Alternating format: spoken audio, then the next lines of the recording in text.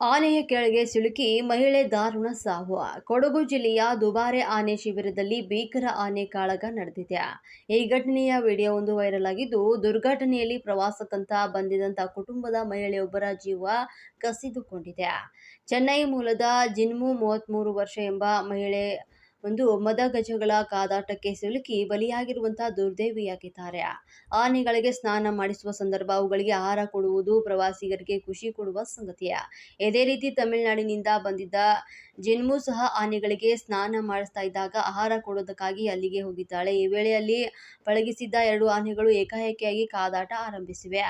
ಆನೆಗಳ ಕಾಳಗದಿಂದ ಅಲ್ಲಿ ಗೊಂದಲ ಉಂಟಾಗಿದ್ದು, ಒಂದು ಆನೆ ಮತ್ತೊಂದು ಆನೆ ಮೇಲೆ ದಾಳಿ ಮಾಡಲು ಶುರು ಮಾಡಿದಾಗ ಅಲ್ಲಿದ್ದ ಪ್ರವಾಸಿಗರು ಭಯಪಟ್ಟು ಓಡಲು ಪ್ರಯತ್ನವನ್ನ ಮಾಡಿದ್ದಾರೆ. ಈ ಗೊಂದಲದ ನಡುವೆ ಜಿನ್ಮು ಅವರು ಕೂಡ ಆತಂಕದಿಂದ ಓಡುವ ವೇಳೆ ಸಮತೋಲನ ಕಳೆದುಕೊಂಡು ನೀರಿನಲ್ಲಿ ಬಿದ್ದಿದ್ದು, ಈ ವೇಳೆ ಆಕೆಯನ್ನ ರಕ್ಷಿಸುವುದು ಕಷ್ಟವಾಯಿತು. ನೀರಿನಲ್ಲಿ ಬಿದ್ದ ಜಿನ್ಮು ಅವರನ್ನ ಗಮನಿಸಿದ ಸ್ಥಳೀಯರು ತಕ್ಷಣ ನೀರಿಗೆ ಇಳಿದು ಅವರನ್ನ ಹೊರತೆಗೆಯಲು ಪ್ರಯತ್ನವನ್ನ ಪಟ್ಟಿದ್ದಾರೆ. ಜಿನ್ಮು ಅವರನ್ನ ನದಿಯಿಂದ ಹೊರಗೆ ತಂದು ಚಿಕಿತ್ಸೆಗಾಗಿ ಕರೆದೊಯ್ಯಲಾಯಿತು. ಆಕೆ ಕೂಡ ಬದುಕು ಉಳಿಯಲಿಲ್ಲ. ಈ ಘಟನೆ ಸಂಬಂಧಪಟ್ಟಂತ ಕುಶಾಲನಗರ ಪೊಲೀಸ್ ಠಾಣೆಯಲ್ಲಿ ಪ್ರಕರಣ ದಾಖಲಾಗಿದೆ. ಅಂತರ ಕಾಯ್ದುಕೊಳ್ಳಲು ಸಚಿವರ ಸೂಚನೆ. ಪ್ರವಾಸಿಗರಿಗೆ ಆನೆ ಮೈ ತೊಳೆಯಲು ಅವಕಾಶ ನೀಡುವುದು, ಅವರಿಂದಾಗಿ ಬೆಲ್ಲ, ಬಾಳೆಹಣ್ಣು ಇತ್ಯಾದಿ ಆಹಾರ ತಿನ್ನಿಸುವುದನ್ನ ನಿರ್ಬಂಧಿಸಲು ಕ್ರಮವನ್ನ ವಹಿಸುವಂತೆ ಮತ್ತು ವನ್ಯಜೀವಿಗಳಿಂದ ಪ್ರವಾಸಿಗರು ನಿರ್ದಿಷ್ಟ ಅಂತರ ಕಾಯ್ದುಕೊಳ್ಳುವಂತೆ ಕ್ರಮ ವಹಿಸುವಂತೆ ಈಶ್ವರ್ ಖಂಡ್ರೆ ಅವರು ಸೂಚನೆ ನೀಡಿದ್ದಾರೆ.